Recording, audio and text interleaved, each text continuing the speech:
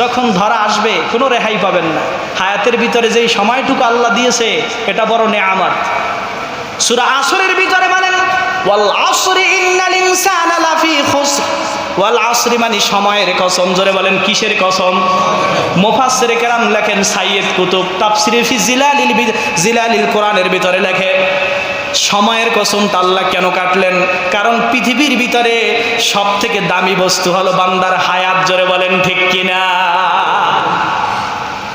হায়াতটা কেমন দামি? তাফসিরে মারিফুল তাফসিরে ফি জিলালিল কোরআনের ভিতরে সাইয়্যিদ কুতুব লেখেন, আমি এর ব্যাখ্যা করতে যে একজন বরফলার উদাহরণ দিয়েছি। বরফলা, একজন বরফলা মাথার ভিতরে বরফ নিয়ে দৌড়াইতেছে আর বলতেছে আমার পুঁজি গলে যাইতেছে, আমার পুঁজি গলে যাইতেছে, আমার পুঁজি গলে যাইতেছে। বান্দা যত দুয়ারে বেশি যাইতে পারবে তত তার বিক্রিও বেশি হবে। জেরে বলেন ঠিক কিনা? লস হওয়ার সম্ভাবনাও কমে যাবে, ঠিক কিনা? যদি বান্দা এক জায়গায় বসে থাকে, যদি বান্দা হেলায় খেলায় সময়টাকে ফুরায় দেয়, তাহলে পুরোটাই লস হয়ে যাবে কি যাবে না? এজন্য হায়াতের তুলনা বাবারে আমার ওই রকম ওই বরফের সাথে তুলনা করা যায়। পুঁজি কিন্তু গলে যাইতেছে, হায়াত কিন্তু শেষ হয়ে যাইতেছে, আর দ্বিতীয়বার আসার কোনো সুযোগ নাই। যদি রব্বে কারিমকে খুশি করে এই জমিন থেকে যাওয়া যায়, ওই কবরের উপরে 1000 জোতার মালা দিলেও আমার কিছু আসে যায় না, আমার মালিক আমার উপরে খুশি, ঠিক কিনা? এজন্য নাফরমানি করা যাবে না আমার আব্বাজানেরা। যা কিছু করবেন হিসাব করে, হিসাব ছাড়া করতে গেছেন। কে কি বললো ওটা না, আল্লাহর কোরআন কি বললো, হাদিস কি বললো ওটা আমরা বিশ্বাস করব, ঠিক কি না? জোরে বলে। এজন্য আল্লাহ রাব্বুল আলামিন কোরআন শরীফের মধ্যে বলেন, আল্লাহ রাব্বুল আলামিন বলেন ওয়া মিনান নাসি মান ইয়াশতারি লাহওয়াল হাদিসি লিয়ুদিল্লা আন সাবিলিল্লাহি বিগাইরি ইলম। জোরে বলেন আল্লাহু আকবার, আর জোরে বলেন আল্লাহু আকবার। আল্লাহ রাব্বুল আলামিন সূরা লুকমানের 6 নম্বর আয়াতের ভিতরে আল্লাহ রাব্বুল আলামিন বলেন ওয়া মিনান নাস। নাস মানে হলো মানুষ। নাস মানে কি? মানুষ। ওয়া মিনান নাস, মানুষের মধ্যে এমন কিছু লোক আছে মাইয়াশতারি লাহওয়াল হাদিস। এই লাহওয়াল হাদিসের ব্যাখ্যা তামাম মুফাসসিরে কেরাম একরাত তাফসিরে জিলালির কথা বলেন, তাফসিরে মারিফুল কোরআনের কথা বলেন, তাফসিরে ইবনে কাসিরের কথা বলেন, তাফসিরে বাইজাবির কথা বলেন, তাফসিরে মাজহারির ভিতরে কথা বলেন, সারাউল্লাহ পানিপতি রহমাতুল্লাহি আলাইহি। তামাম মুফাসসিরে কেরাম একমত এই লাহওয়াল হাদিসের ব্যাখ্যার ভিতরে আসছে লাহওয়াল হাদিস হলো বাদ্যযন্ত্র, গান। জোরে বলেন নাউজুবিল্লাহ। সূরা লুকমান কত নম্বর আয়াত? কথা বলেন কয় নম্বর? 6 নম্বর। সূরা লুকমান 6 নম্বর।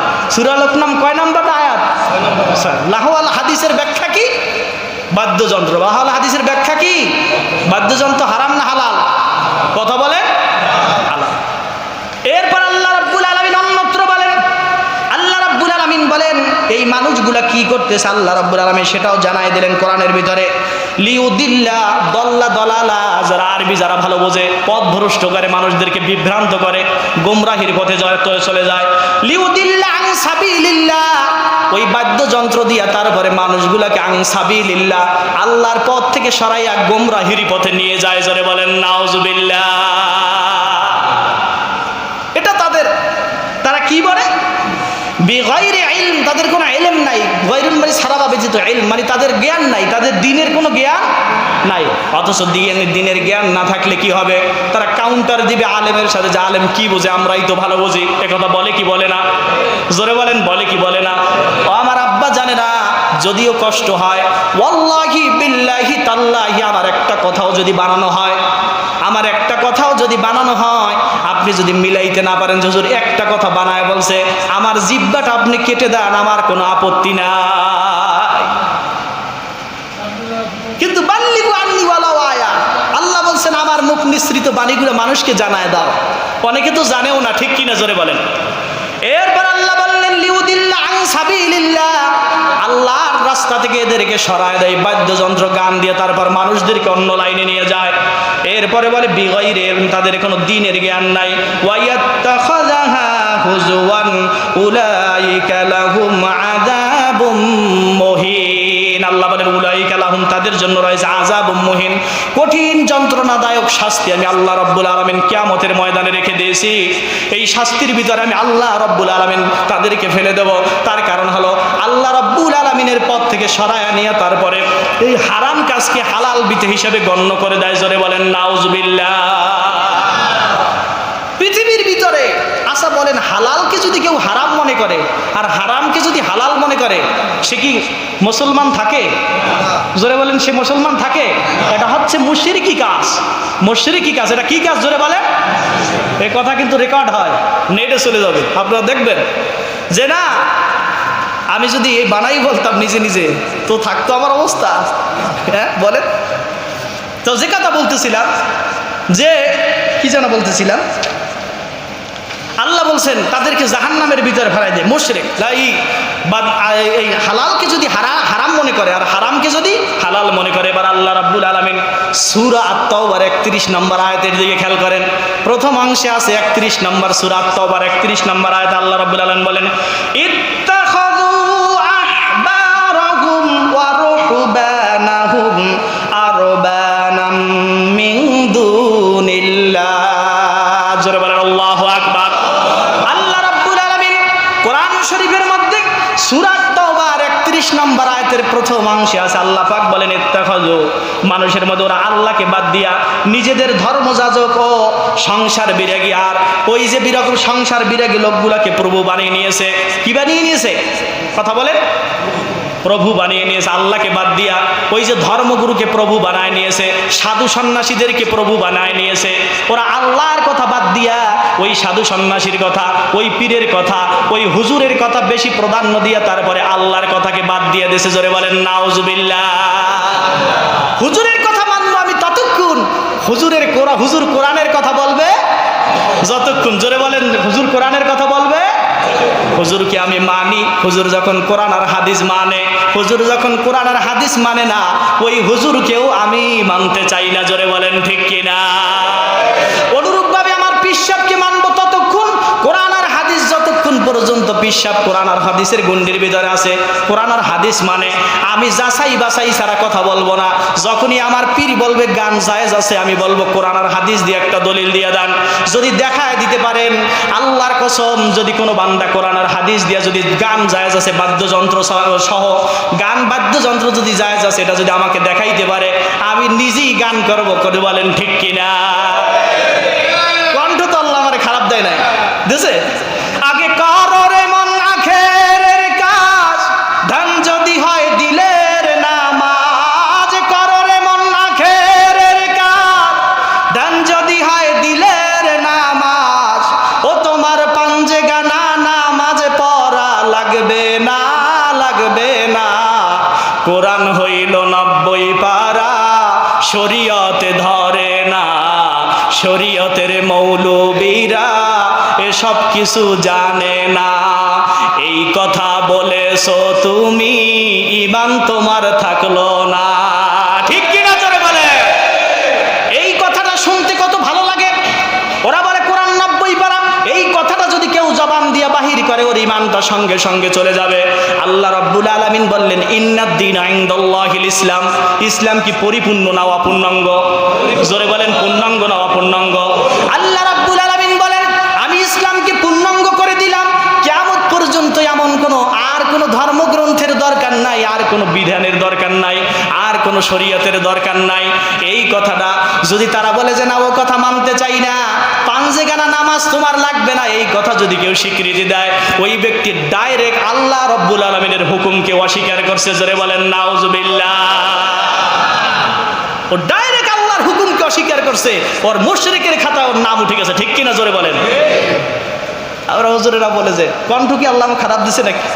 রাগ করেন না আমার বাবারা, কণ্ঠ খারাপ দিছে আল্লাহ আমাকে? কোন মেয়ে কম দেখি গান গাইলে আইতো না? 23-24 বছর পড়ার পরে মাওলানা হয়েছে। ঠিক কিনা জোরে বলেন? এরপর আমরা পাই না, তারা নাকি সব পায়। এজন্য আমার বাবারা, বিনয়ের সাথে বলতে চাই, এই ছোট্ট হায়াতের এই বিষয়টা আপনি কাজে লাগান। আমার বাবা, যদি আপনি কাজে লাগাইতে পারেন, আমাকে প্রতিপক্ষ মনে করেন না, আমি আপনার মাজারে বরং আমি শুভাকাঙ্ক্ষী। কারণ প্রতিদিন সকালবেলা সূরা ইয়াসিনের তেলাওয়াত এখানে আমি করি। ঠিক কিনা জোরে বলেন? আমাকে শুভাকাঙ্ক্ষী বানাইবেন না, ওই যে বাদ্যযন্ত্র দিয়ে বানায় তাকে বানাইবেন। আল্লাহ আমার বাবাদেরকে আমাকে সহ সকলকে হেদায়েত দান করুক, সকল বলেন আল্লাহুম্মা আমিন। এবার হাদিসের ভিতর আল্লাহ নবী সাল্লাল্লাহু আলাইহি ওয়াসাল্লাম বললেন, আন আবি মালিক আল আশআরী রাদিয়াল্লাহু তাআলা আনহু قال, আবু মালিক আল আশআরী রাদিয়াল্লাহু তাআলা আনহু হাদিস বর্ণনা করেন, قال রাসূলুল্লাহ সাল্লাল্লাহু আলাইহি ওয়াসাল্লাম, রাসূল কি বলে দেখেন, আল্লাহর নবী সাল্লাল্লাহু আলাইহি ওয়াসাল্লাম বলেন, লা ইয়াকুনান্না মিন উম্মতি কওমি, আমার উম্মতগুলো আমার পরে এমন একটা কওম, এমন একটা জাতি বাহির হবে, ওই জাতিগুলা ইয়াস্তাহিল্লু হারাওয়াল হারিরা, গান বাজনার রেশমের কাপড়গুলাকে জায়েজ মনে করবে, হালাল মনে করবে, ওয়াল খামরা, এবং মদ পানকে হালাল মনে করবে, ওয়াল মাআজিফ, এরপরে আল্লাহর হাবিব সাল্লাল্লাহু আলাইহি সাল্লাম বলেন, এই যে গান বাজনা নর্তকী এইগুলাকে হালাল মনে করবে। জোরে বলেন নাউজুবিল্লাহ। সূরা নূরের ভিতরে আছে, আল্লাহ বলছেন, ইয়া আইয়ুহাল্লাযীনা আমানু, হে ঈমানদার বান্দাগণ, গুদ্দু আবসারিকুম, চক্ষু নিম্নগামী করো, ফুরুজাহুন্না, নাকি আছে না, আছে না, তোমার লজ্জাস্থানকে হেফাজত করো। আল্লাহ আগে বলছে চক্ষু নামাইতে, আগে কি বলছে বলেন, পরেই আবার আল্লাহ বলছে ইয়া আইয়ুহাল্লাযীনা আমানু, ইয়া আইয়ুহাল্লাযীনা আমানু, এবার মহিলাদেরকে ডাক দিয়েছেন আল্লাহ, হে মুমিন মহিলাগণ, তোমাদের চক্ষুগুলাকে নিম্নগামী করো, আর তোমাদের দ্বিতীয় নম্বরে লজ্জাস্থান হেফাজত করো। মুফাসসির কেরাম বলেন, আগে যদি চক্ষের হেফাজত করতে পারে, ওই ব্যক্তির লজ্জাস্থানের হেফাজত করা তার কোনো সমস্যা হয় না। ঠিক কিনা জোরে বলেন। মহিলা দেখছেন চোখ নামাই দিয়েছেন, আস্তাগফিরুল্লাহ আস্তাগফিরুল্লাহ আস্তাগফিরুল্লাহ, কারণ জেহেনের ভিতরে ওই সৌন্দর্যের চিন্তা ভাবনাই শুরু হয় নাই। ঠিক কিনা জোরে বলেন। আপনি দেখলে মাথার ভিতরে, মগজের ভিতরে চিন্তা শুরু হয়, আমি মনে হয় ঠকে গেছি, আমার বউ এত কালো, এই তো এত সুন্দর কা, আমি ঠকছি, এই যাই স্ত্রীর লগে সম্পর্ক খারাপ হয় কি হয় না, কথা বলেন। হ্যাঁ, এজন্য মা বোনদেরকে বলি যে তারা যদি সব পর্দা করতো, পুরুষ যদি নাই দেখতে পারতো কাউকে, তাহলে ও ঘরের ভিতরে যা আছে তুমি তা নিয়ে সন্তুষ্ট থাকো, বাইরের জগৎ তুমি চেনো না, দেখো নাই। ঠিক কিনা? তোমরা শ্বাসপোষ দিয়ে নামবেই তার এক বোনের ক্ষতি করো। ঠিক কিনা জোরে বলো। কারণ হয়েছে পরকীয়া বাড়ছে, ও চিন্তা করে যে আমি ঠকি গেছি, আমার বোন নিশ্চয়, ও তো যায় কত সুন্দর একটা। ঠিক কিনা জোরে বলে। এজন্য আমার ভাইরা, ইসলামের ভিতরে আসেন, দিনের ভিতরে আসেন, শরিয়ার ভিতরে আসেন, আপনি শান্তি পাবেন। ইবাদতের একটা নূর চেহারার ভিতরে আছে কি নাই জোরে বলেন। 5 ওয়াক্ত নামাজ যে ব্যক্তি পড়ে, ওর চেহারায় কিরকম একটা উজ্জ্বল ভাব, যদিও কালো থাকে দেখবেন যে কেমন একটা মায়া মায়া ভাব আছে না নাই, রহমতি একটা কুদরতি একটা নূরানি ভাব থাকে। এজন্য আমার ভাইয়েরা বাবারা, আপনাদেরকে বেশি কষ্ট দিতে চাই না। আল্লাহ পাক আমাদেরকে দিন বুঝে আমল করে, আমি আপনার শত্রু না, ওয়াল্লাহি আল্লাহর কসম, আমি একটা কথা বানাইয়াও বলি নাই, আপনাদেরকে আঘাত করার জন্যও বলি নাই, কিছুর জন্য বলি নাই। শুধু আল্লাহ রাসূল সাল্লাল্লাহু আলাইহি ওয়াসাল্লাম বলছেন, বাল্লিগু আন্নী ওয়ালাউ আয়া, আমার মুখ নিঃসৃত বাণীগুলো মানুষের কাছে পৌঁছে দাও। ওমা আলাইনা ইল্লাল বালাগ, যার মনে হয় মানে, আর যার মনে হয় কি না মানে, আমি তো পৌঁছে দিয়ে গেলাম। ঠিক কিনা? এজন্য আমার ভাইরা বাবারা, এজন্য গান বাজনা হালাল না হারাম? জোরে বলেন হালাল না হারাম? এটা কৌশলে এর ভিতরে মুশরিকি কথা ঢুকে দেয়। বাদ্যযন্ত্র আপনি যখনই লাগাই দেবেন এটা হারাম হয়ে গেছে। ওই মুর্শিদি বলেন এরই মাথা ঝুলান, যত কাজ হবে না। আল্লাহর কোরআন প্রমাণ করেছে। আল্লাহ রাব্বুল আলামিন বলেন, রাসূলুল্লাহ সাল্লাল্লাহু আলাইহি ওয়াসাল্লাম যখন কোরআন তেলাওয়াত করতে, কাফের মুশরিকরা পর্যন্ত আকৃষ্ট হয়ে যাইতো কি যাইতো না? জোরে বলেন যাইতো কি যাইতো না? কাফের মুশরিকরা পর্যন্ত, আবু জাহেলের মতো মানুষগুলা এরপর আকৃষ্ট হয়ে যাইতো, উতবা সাইবা, ওয়ালিদ ইবনে মুগীরা, এরা আশ্চর্য হয়ে যাইতো, এটা কেমন কথা। ওই কোরআনকে আবু জাহেল যখন দেখলো, ওই কোরআনের আওয়াজ যার কানের ভিতরে যায়, ওই ব্যক্তি মুহাম্মাদের পাগল হয়ে যায়, কোরআনের পাগল হয়ে যায়। তখন আবু জাহেল একটা রুলস জারি করে দিল, মুহাম্মদ যখন কোরআনের তেলাওয়াত করবে, তোমরা বাদ্যযন্ত্র দিয়া তারপর আর কোরআনের আওয়াজ মানুষের কানের ভিতরে লাগতে দেবা না। জোরে বলেন নাউজুবিল্লাহ। বাদ্যযন্ত্র কোন কাজে ব্যবহার হয়েছে দেখছেন নি? যে কোরআনের আওয়াজ না লাগতে পারে মুহাম্মাদের, এই জন্য জোরে জোরে বাজাবা। ও যখনই তেলাওয়াত শুরু করবে জোরে জোরে বাজাবা, যেন মানুষ না শুনতে পারে। ও শুনলে কি হইবে? কবর মধ্যে জাদুর আসর আছে, মানুষ সব আকৃষ্ট হয়ে যায়। সেই কাজটা যদি আপনি জ্বালা, সব থেকে বড় জুলুম হলো এটা, যেই ব্যক্তি আল্লাহর হারামকে কি মনে করে? হালাল মনে করে, আল্লাহর হারামকে হালাল মনে করে। আপনি করেন না সেটা আলাদা ব্যাপার, যে না এটা হারাম জিনিস, এটা গুনাহের কাজ আমিও জানি কিন্তু ছাড়তে পারি না বা একটু সময় লাগবে।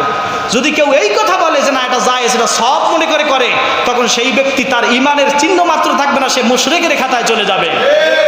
যেই ব্যক্তি আল্লাহর হারামকে, একজন লোক নামাজ পড়ে না, সে জানে যে নামাজ পড়া ভালো কাজ, কথা বুঝতেছেন আমার, অস্বীকার করে নাই যে নামাজ লাগবে না, সে বলে ভালো কাজ কিন্তু আমি পড়তে পারি না, এটা আমার ব্যর্থতা, যদিও সে গুনার মধ্যে আছে কিন্তু অস্বীকার করে। আর যদি কোনো ব্যক্তি হারামকে হালাল মনে করে, সেই ব্যক্তি আল্লাহর ওই হুকুমকে অস্বীকার করে, তারপর ওইটা কি আবার ফজিলত বানায় এনেছে, আল্লাহ বলে এর চাইতে বড় জালেম আর জমিনের ভিতরে না।